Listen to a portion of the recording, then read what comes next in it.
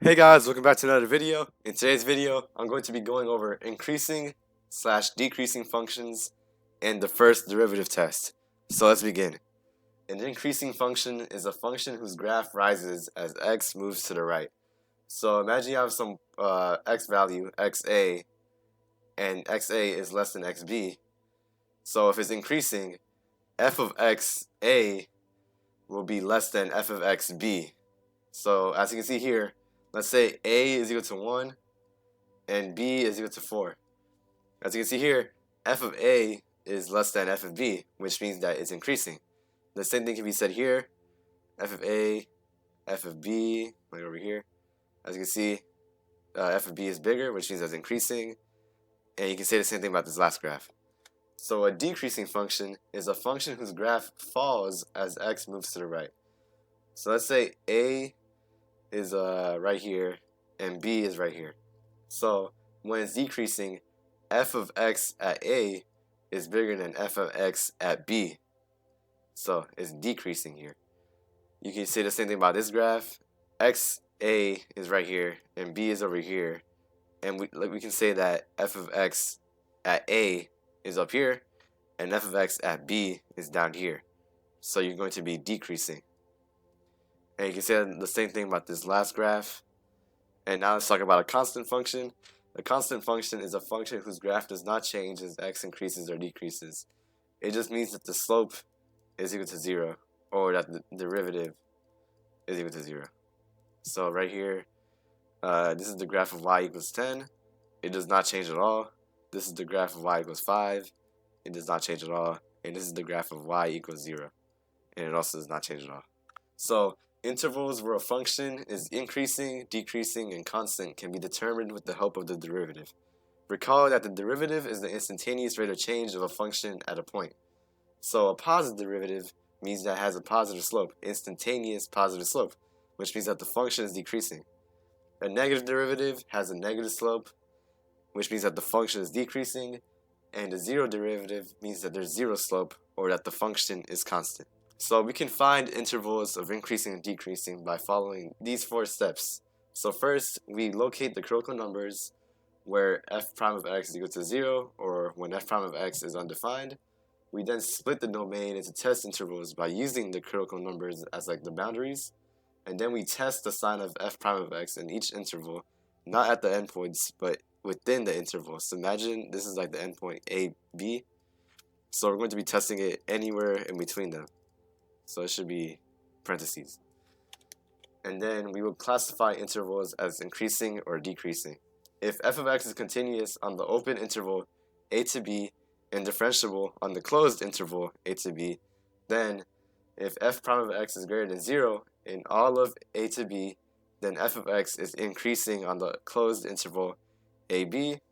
If f prime of x is less than 0 in all of the open interval a to b, then f of x is decreasing on the closed interval a to b, and if f prime of x is equal to 0 in all of the open interval a to b, then f of x is constant on the closed interval ab.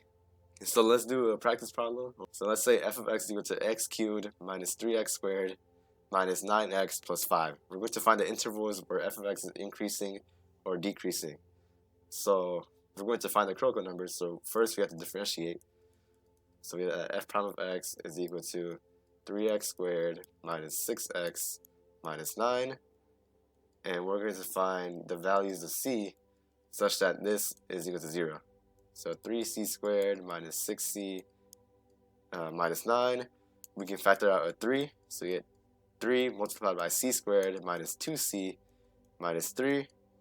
And now when we multiply the first term and the third term, we get that negative 3. But what factor is added to negative 2? Well, it would be negative 3 and 1. So we can factor this out to get that 0 is equal to 3, c minus 3, multiplied by c plus 1. So we're going to solve for c to make this 0. So c is equal to 3, and c is equal to negative 1. So the critical points are at c is equal to negative 1, and at c is equal to 3. So now we're going to split the domain. So it's going to go from negative infinity all the way to -1, and then to 3, and then all the way to positive infinity. So we're going to plug in a value for the derivative, and if the derivative is positive, then that means that the function is increasing at that point. But if it's negative, then that means it's decreasing. So let's plug in a value between 3 and infinity. Let's say 5. F prime of 5 will give you 25 multiplied by 3, 75 minus 6 times 5 minus 30 minus 9, which is greater than 0. So this is greater than 0. F of x is increasing from 3 to infinity. So now let's try the next interval. So from -1 to 3, let's try f prime of 0. F prime of 0 is equal to 0 minus 0 minus 9, which is less than 0. So f of x, so let's say this is f prime of x, and f of x will be decreasing on this interval. Okay, so now let's look at this last one, from -infinity to -1. Let's plug in -2. So f prime of -2 is equal to 3 times 4, -6 multiplied by -2, which makes it positive. And then subtract 9. 12 plus 12 minus 9 is greater than 0, which means that the derivative here is positive and that f of x is increasing from this interval. Okay, so now let's talk about the first derivative test. If f of x is continuous and differentiable on an open interval that contains the critical number c, then if f prime of x changes from negative to positive, then there exists a relative minimum at the point c, f of c. If f prime of x changes from positive to negative, then there exists a relative maximum at the point c, f of c. If f prime of x does not change signs, then there is neither a maximum or a minimum. This still works if f prime of x is not differentiable at c, because c can be a critical number where f prime of x is undefined. So let's move into the practice problems. So this is the function f of x is equal to x squared minus 4x plus 1. We're going to find the critical numbers in the open intervals where f of x is increasing or decreasing. And then we're going to find and classify the relative extrema. So let's start with this part first. We're going to find the critical numbers by differentiating. So now we have 2x minus 4, and we're going to solve for when the derivative is equal to 0. So 2c minus 4 is equal to 0. C is equal to 4 over 2, which is just 2. So our critical number would be c equals 2. So let me rewrite the derivative again. So now we're going to find the open intervals where f of x is increasing or decreasing. Since the function is a polynomial, it goes on from negative to positive infinity. So I'm going to put the boundary here at 2. So now we're going to find f prime of x, the sign of f prime of x. So let's plug in 3 for this interval. So 2 times 3 is 6, minus 4 is 2, which means that is positive. And now let's plug in 0 for here. 0 minus 4 is -4, which is negative. So since there's a negative derivative right here, that means that f of x is decreasing from -infinity all the way to 2. And since the derivative is positive from 2 to infinity, we can say that f of x is increasing from 2 to infinity. So now we're going to find and classify the relative extrema. So as you can see here, the derivative is negative, which means that the function is currently going down, but then it turns to positive, which means that there must be a minimum at the point x equals 2. So we're going to plug in f of 2. F of 2 is equal to 4 minus 8 plus 1. So 4 minus 8 is -4 plus 1 would be -3. So there will be a relative minimum at the point 2, -3. And that is the end of question 1. Okay, so now we have this problem. So let's start by finding the critical numbers. So f prime of x is equal to 4x cubed minus 16x. So what we're going to do now is factor an x out, actually a 4x out. So now we have x squared minus 4. And now we're going to factor again. Now we have the derivative is equal to 4x, x plus 2, x minus 2. We're using difference of squares. So now we're going to find when f prime of c is equal to 0. So you have 4c, c plus 2, and then c minus 2. So when c is equal to 0, everything becomes 0. So we can say that c equals 0. And then we have c is equal to negative 2, because that makes everything 0 as well. And then we have c is equal to 2. So that's going to be our 3 c's. So we're going to put the critical numbers as c is equal to 0, c is equal to negative 2, c is equal to 2. And now we're going to find the open intervals where f of x is increasing or decreasing. So I'm going to create a number line over here, negative infinity all the way to positive infinity. So I'm going to put negative 2, 0, 2. I'm going to put f prime of x and then f of x up here. I'm going to write down the derivative of f of x again. So we have 4x cubed minus 16x. So I'm going to start by plugging in a value between 2 to infinity. So let's say it's 3. So 4 multiplied by 27 minus 48, that will be greater than 0, which means that this is positive and that this is increasing. And now we're going to plug in a value between 0 and 2. I'm going to choose 1. So we have f prime of x is equal to 4 minus 16. That's negative. So we can say it's decreasing between this interval. And now let's put a value between negative 2 and 0. So I'm going to put negative 1. Should probably put the values in here. Okay, so now we have 4 multiplied by negative 1 cubed, which is just negative 4. Negative 16 multiplied by negative 1 is positive 16. And that's going to add up to 12, which is greater than 0, which is positive. And then f of x is increasing. And now we're going to put a value between negative infinity to negative 2. I'm going to put negative 3. So f of negative 3 would be equal to 4 times negative 27 plus 48. It's the same thing as when we plugged in positive 3, but this time it would be less than 0, which means that it is decreasing. So we have found our open intervals where f of x is increasing or decreasing. So we can say that f of x is decreasing from negative infinity to negative 2, union 0 to 2, or you can put a comma instead of union, but I prefer using union. And then we can put increasing from negative 2 to 0, union 2 to infinity. So now we're going to find the relative extrema. When the derivative changes from negative to positive, that means that there's a minimum, and when it changes from positive to negative, that means there's a maximum.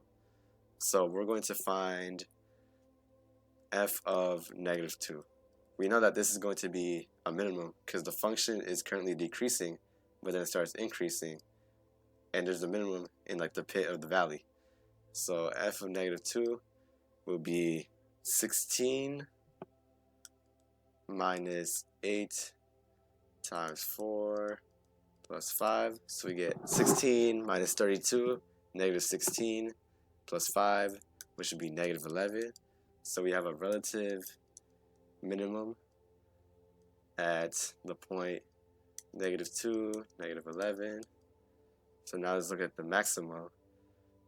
Well, actually, let's look for the other minimum so we can keep them together. So it's going to happen at 2 because it's decreasing then increasing. So we're going to find f of 2.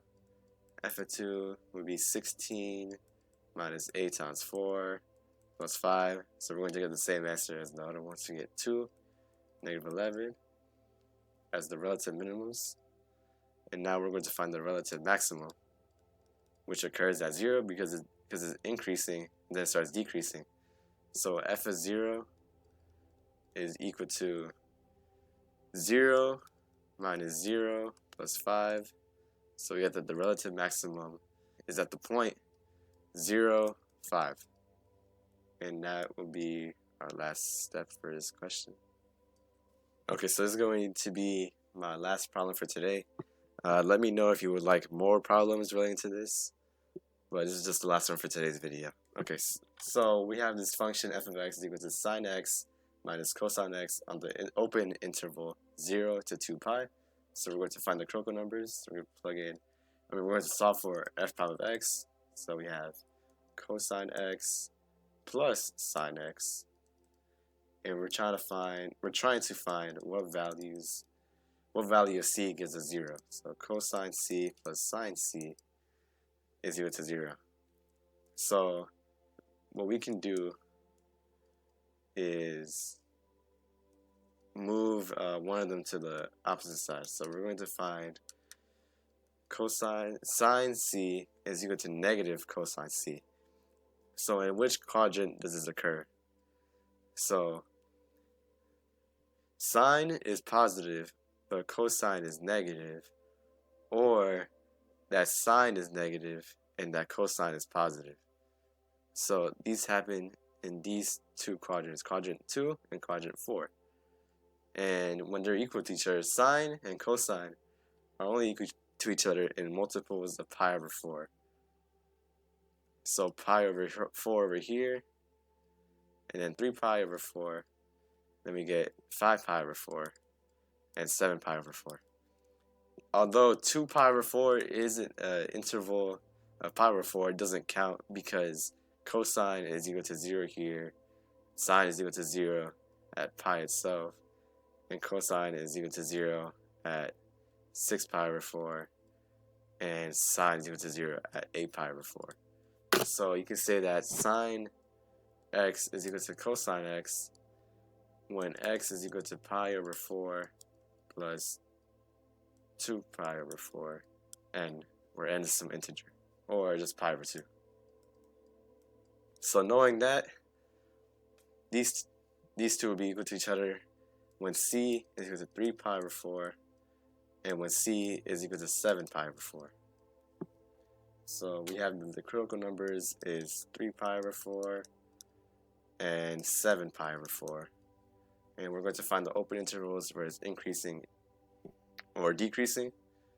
So we have 0, 3 pi over 4, 7 pi over 4, and then 2 pi.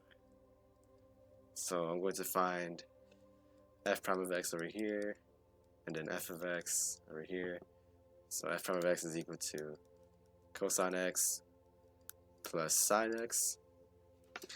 So what I'm going to do is plug in pi over 2, because that's between 0 and 3 pi over 4. So f prime of pi over 2, that's going to be equal to 0 plus 1, which is positive, which means at this interval is increasing. And now let's plug in something between 3 pi over 4 and 7 pi over 4. So 3 pi over 4 is over here and 7 pi over 4 is over here. So I'm going to plug in just pi itself. So f prime of pi is equal to negative 1 plus 0, because sine pi is equal to 0. So this will be negative, and this will be decreasing. And now we're going to look for the interval between 7 pi over 4 and 2 pi. So a value that fits in between these two would be 11 pi over 6, because that's just 30 degrees below the x-axis from the right side. So I'm going to plug in f prime of 11 pi over 6, and I'm going to get cosine pi over 6, cosine 11 pi over 6 is equal to square root of 3 over 2 plus sine, which would be negative 1/2, which would be positive because square root of 3 over 2 minus 1/2. Square root of 3 is greater than 1.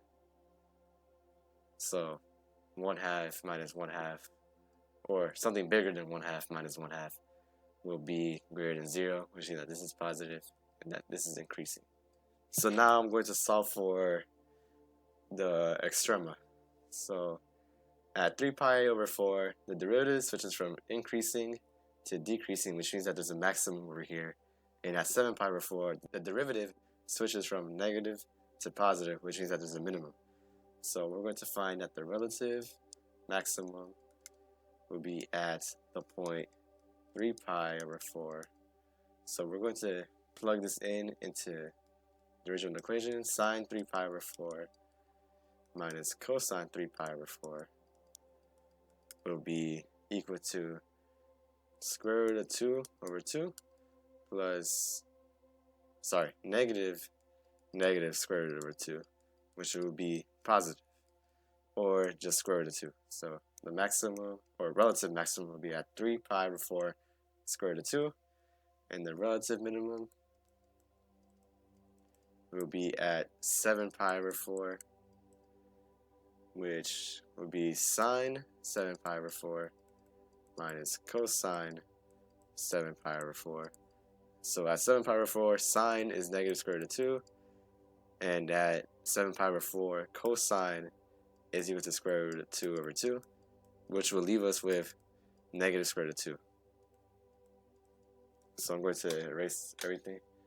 So we have that the critical numbers occur at 3 pi over 4, then 7 pi over 4, and then we have that the relative maximum occurs at 3 pi over 4 square root of 2, relative minimum occurs at 7 pi over 4 at negative square root of 2, and that the intervals that it's increasing is from, increasing from 0 to 3 pi over 4 union 7 pi over 4 to 2 pi, and it's decreasing from 3 pi over 4 to 7 pi over 4.